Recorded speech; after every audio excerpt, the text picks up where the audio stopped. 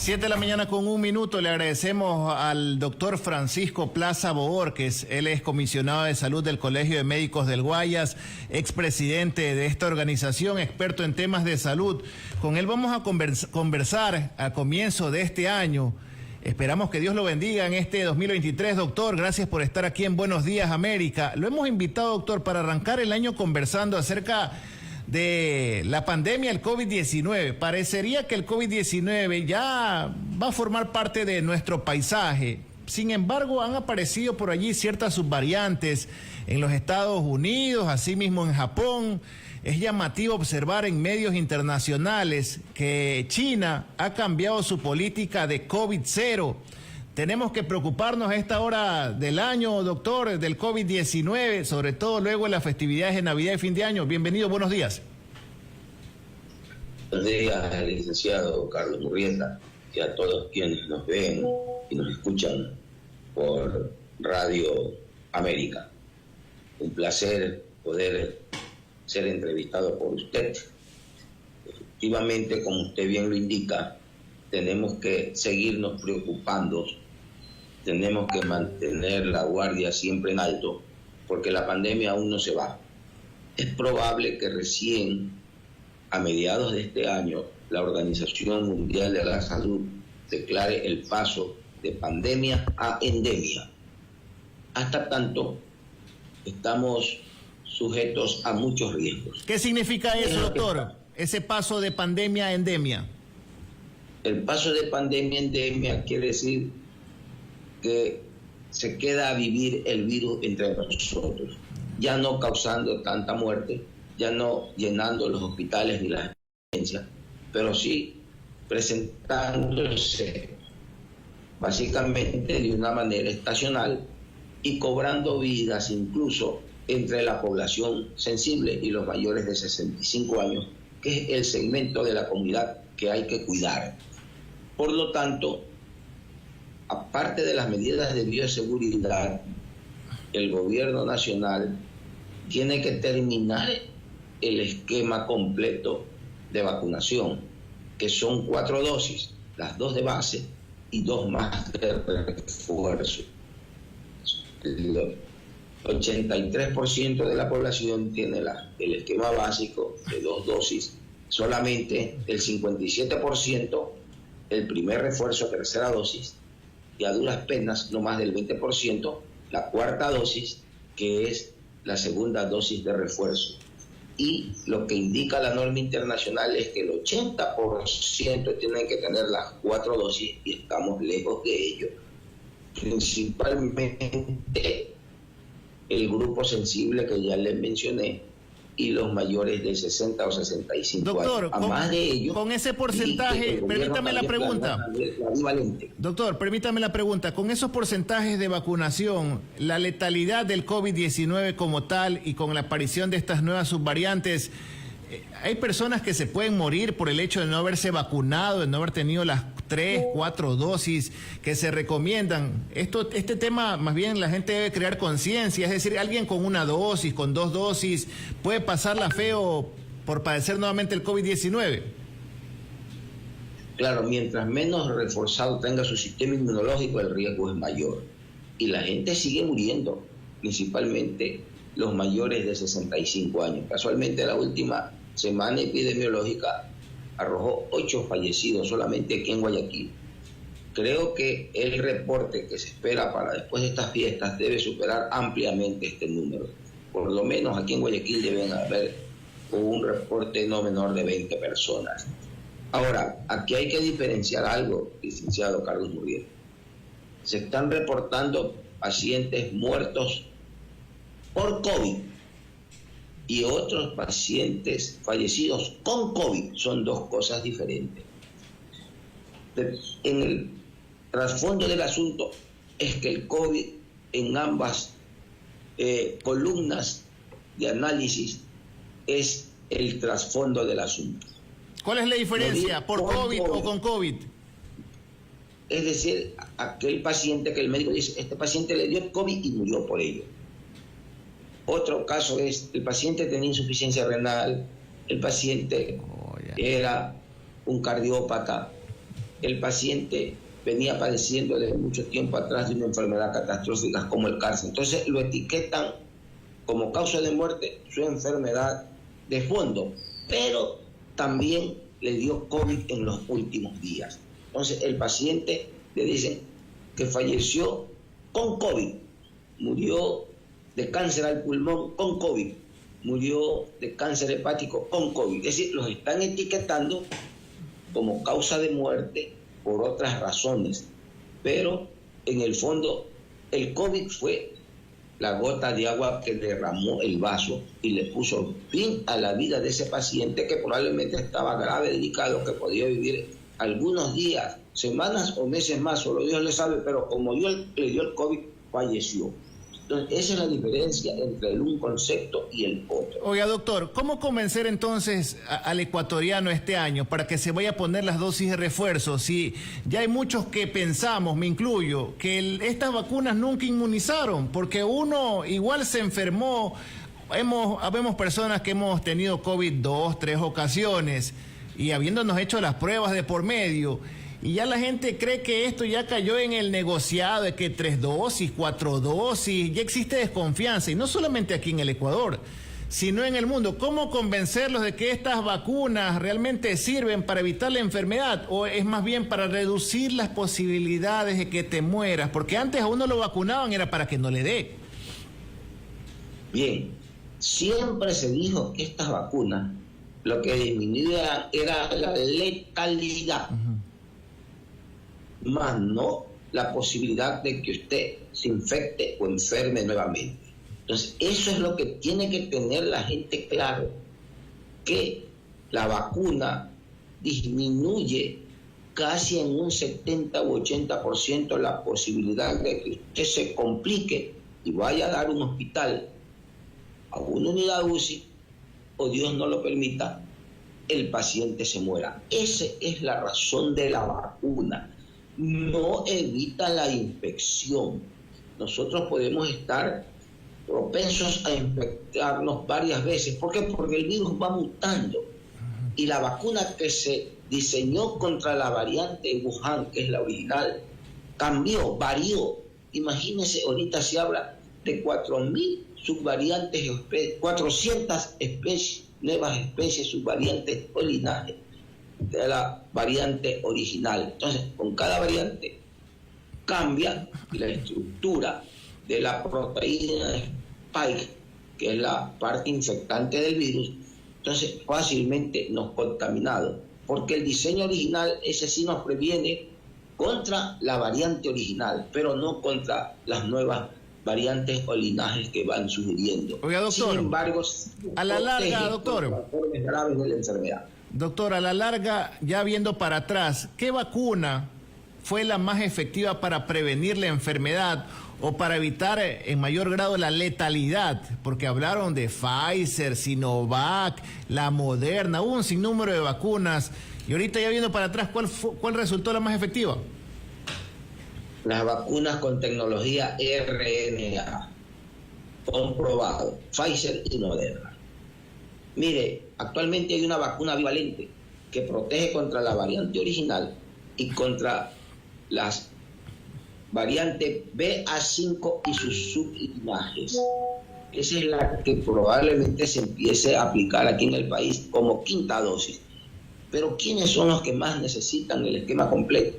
Los mayores de 65 y los pacientes con comorbilidades, los diabéticos, los hipertensos, las personas que tienen enfermedades catastróficas, los obesos. Ellos necesitan estarse vacunando prácticamente cada 6 meses para reforzar su sistema inmunológico, que los tienen debilitados, porque ellos son los que se van a complicar, y en ellos las vacunas juegan un papel de gran importancia para evitar de que se compliquen y tengan que ir a una UCI, incluso perder la vida. Ya se habla de una PAN vacuna que será anual, que protegerá contra el COVID y la influenza, sin dejar de mencionar que en los últimos meses también hemos tenido la concurrencia de varios virus al mismo tiempo, lo que hemos llamado nosotros la tripledemia, y ha cobrado muchas vidas, incluso entre niños, que son la concurrencia del virus del COVID, la del virus de la influenza y el virus sincitial respiratorio, que afectó principalmente a la población infantil y congestionó los servicios pediátricos aquí en el país.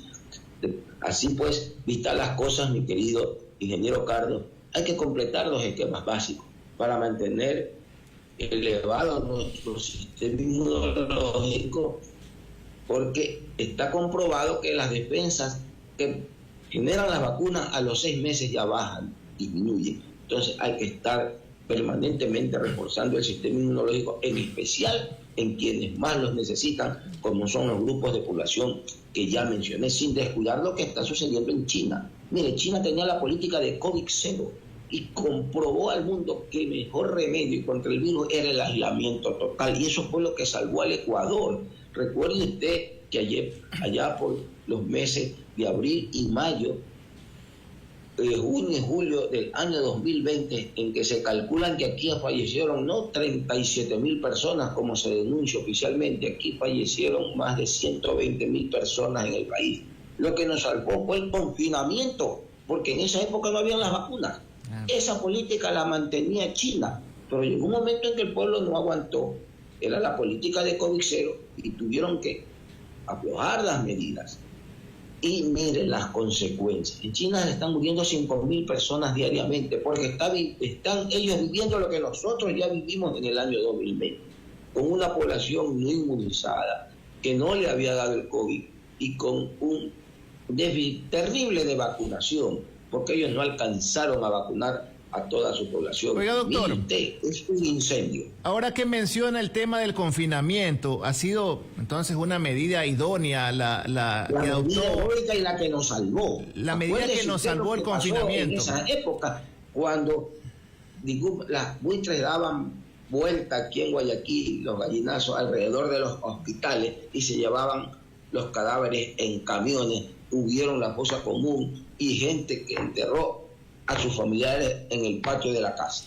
¿Qué pasó entonces en los países que no adoptaron esa medida que calificaron como dictatorial por el régimen comunista chino? En el caso, me parece, de Suecia, no adoptaron esa medida del confinamiento, más bien ellos aplicaron la idea de alcanzar la inmunidad de rebaño, que todos padezcan, el que tenga que padecer de COVID, el que tenga que morirse, pues que se muera. ¿Cómo le fue a ellos finalmente? A ellos les fue bien, ¿sabe por qué? Porque a la par vacunaron, pues. A la par vacunaron y hicieron una política extraordinaria. Suecia y Australia, por ejemplo, cerraron totalmente sus fronteras. O sea, se blindaron. Australia se blindó. Como por Australia usted accede solamente por tierra o por mar. Perdón, por aire o por mar. Ellos, en sus aeropuertos, alzaron la bandera de la política cero COVID. No dejaron pasar a nadie y toda persona sospechosa iba a confinamiento. Y si tenía la enfermedad, la tenían 3 semanas aisladas y después ya salía a circular en la comunidad. Igual en Suecia. Ellos aislaron a su población, hicieron una especie de burbuja del resto del mundo exterior. Sin embargo, Australia, a fines del 2020 y principios del 2021, no pudo sostener que por muy buen control que usted tenga, algo se filtra. Y Australia sufrió su primera ola entre fines del 2020 y principios del 2021. Y a mediados del 2021 lo sufrió Suecia, pero con las ventajas de que en Suecia ya la mayor parte de la población había sido vacunada. Oiga, porque ellos aislaron su frontera y vacunaron. En la actualidad, ese tipo de medidas respecto al control aéreo en las fronteras terrestres de las personas que provengan del exterior, ¿se deben aplicar ya en nuestro país, sobre todo por la aparición de estas nuevas subvariantes en los Estados Unidos y en Japón? ¿O más bien se debe permitir nomás que ingrese, que las cosas se den como se tengan que dar respecto a esa enfermedad? Mire, hay que testear principalmente los vuelos provenientes de la China. O sea, en otras palabras, las personas que vienen de los sectores que están ahorita amagados por la pandemia. Hay que testearlos. Ya no por la situación de las variantes y su linaje clásico, sino el peligro es que si se sigue moviendo el virus con los grandes movimientos poblacionales, puede mutar y ya no generar sus variantes y su linaje, sino una nueva cepa. Eso es terrible, porque esa nueva cepa sí no sería cubierta por las vacunas y tendríamos que empezar de cero, con quién sabe qué tipo de consecuencias.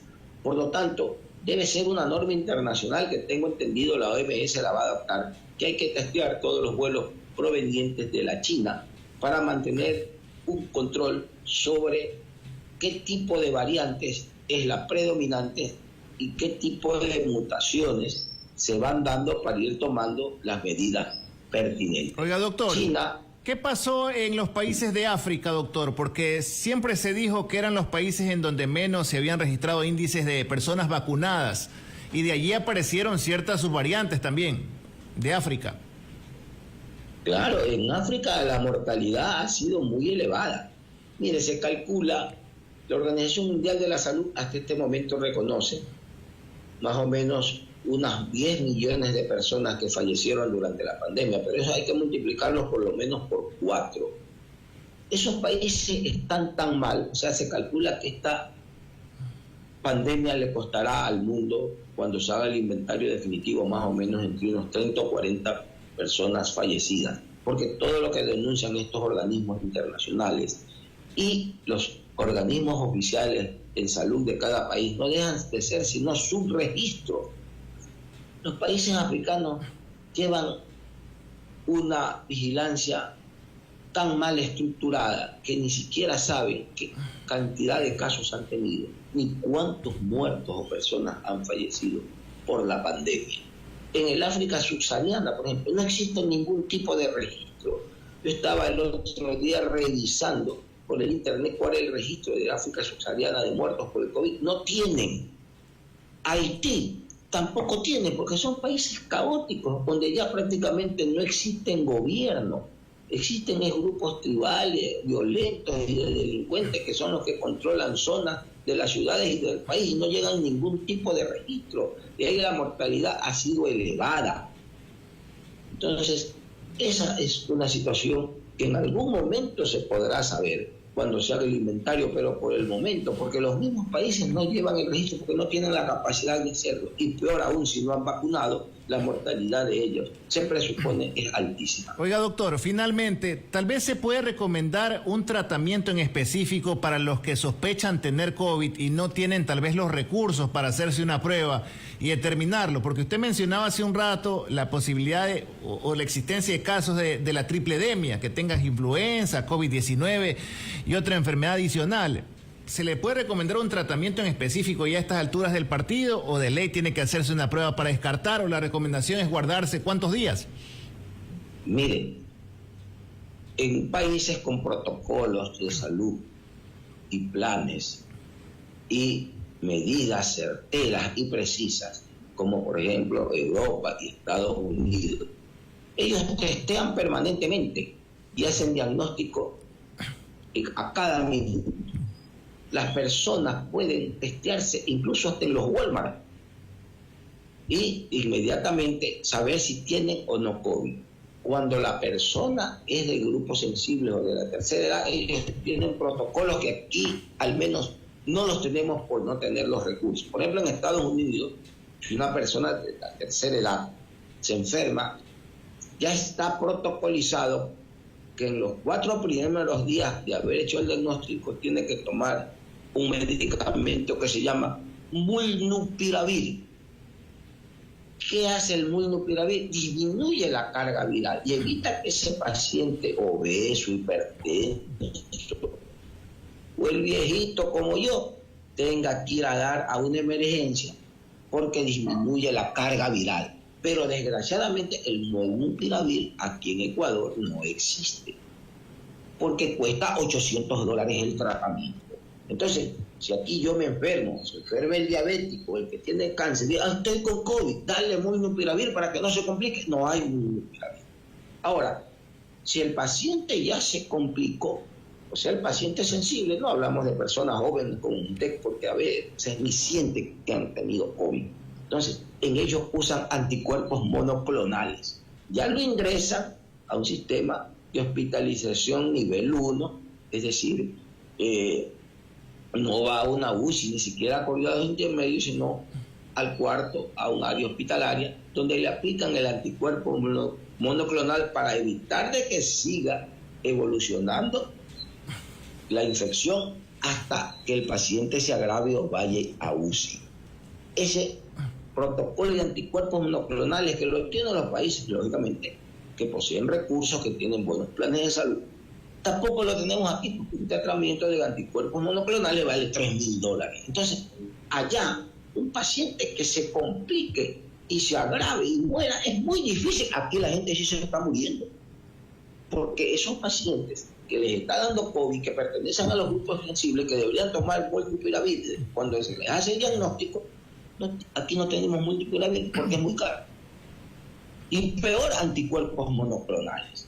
Entonces, ese es el déficit que tiene nuestro país. Por lo tanto, hay que cuidar a esa población sensible. Por eso es que el licenciado Carlos Murrieta, que está joven, fuerte, no debe ir a muchos bailes, no debe ir a muchas reuniones masivas y conciertos, porque usted puede llegar a su casa y tener a su abuelito, a su abuelita, disculpe que lo tome de ejemplo con el respeto que usted se merece, ¿no? O una persona con enfermedad catastrófica que va, la abraza. Usted sigue campante, pero esa persona se puede infectar con el COVID que usted le llevó y que usted a la final ni lo siente. Y ese así se puede agravar, puede ir a una UCI, puede morir. Con el agravante que aquí no hay diagnóstico, no hay un plan para testear a la población tampoco. Entonces no podemos saber cuál es el paciente sensible que se complicó o que tuvo la infección para darle al molnupiravir para que no se agrave más, o el anticuerpo monoclonal para evitar que vaya a UCI. Gracias, doctor. Entonces, mire, esas situaciones que quedan muy claramente explicadas y por lo tanto ameritan que nos sigamos cuidando y protegiendo hasta que la Organización Mundial de la Salud, allá por el mes de julio o agosto, declare oficialmente el paso de pandemia a endemia y el peligro disminuya un poco. Listo, doctor. Le agradezco mucho por sus aportes esta mañana, bastante claro como siempre en sus explicaciones. El doctor Francisco Plaza, comisionado de salud del Colegio de Médicos del Guayas, es presidente de dicho gremio, de dicha organización y experto en temas de salud aquí en Buenos Días América. Que le vaya bien este año, doctor. A usted también, mucho mejor, al igual que a todos los oyentes de Radio América. Muy gentil por la entrevista, un abrazo para todos. Gracias, 7:24. Vamos con nuestra siguiente entrevista. Tenemos acá ya a un candidato para conocer sus propuestas rumbo al Consejo Cantonal de la ciudad de Guayaquil. 7:24. Hacemos una breve pausa y enseguida regresamos.